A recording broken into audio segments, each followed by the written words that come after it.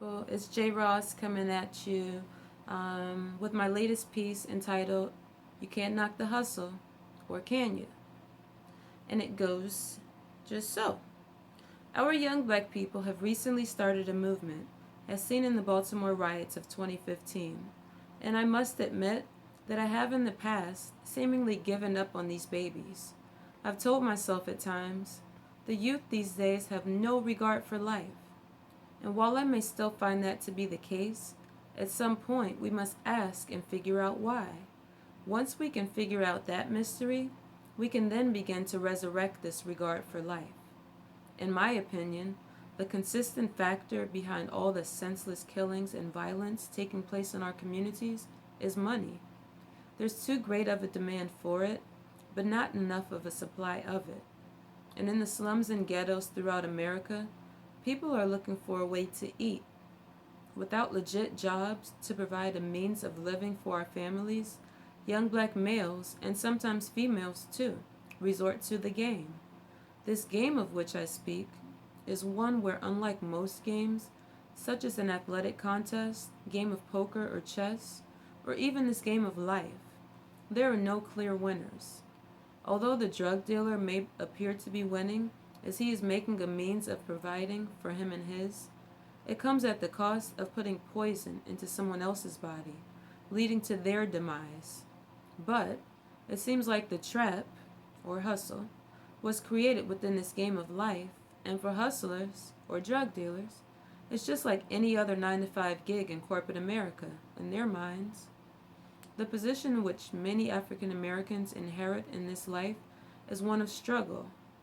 In a way, resorting to dealing drugs is being somewhat resourceful, but it's just using the wrong resources to hurt the wrong people, all people.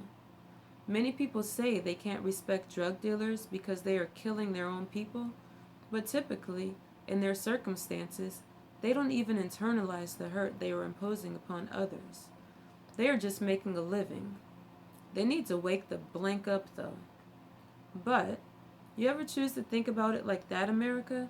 That these young thugs, as they call them, are surviving the best way they know how, given the lack of resources to which they have inherited. And no, no, no. I don't condone the hustle not one bit, but it exists. So rather than so quickly dismiss those that choose to live this lifestyle, why not delve deeper and figure out why, and if there's a possible means to alleviate the why? At this point, though, I wonder if we're too far gone to give up the hustle. After being afforded a certain lifestyle for so long, which is afforded by the game, diverting back to a legal hustle, aka 9 to 5 job, may not be so desirable to some. Will these most times decent human beings be willing to accept a new lifestyle, void of the constant paranoia associated with the game? That's a good question. Some will be too addicted to the money, excitement, and lifestyle that it affords. Others may decide to take advantage of this escape from the lifestyle, but who knows? Now, of course, we as a people have many systemic conditions that are rooted in the self hatred to which we have been subjected over centuries of legal abuse. But besides that, to me, basically the only factor that could get someone so angry that they feel the need to shoot the next man is money. Well, also love, which is another drug, and we can't forget mental illness too. But if we could only take away the need for the hustle and put black people back in positions of wealth equal to our cultural counterparts, and in a regal manner imitative of our rich and royal African history, we wouldn't need the hustle.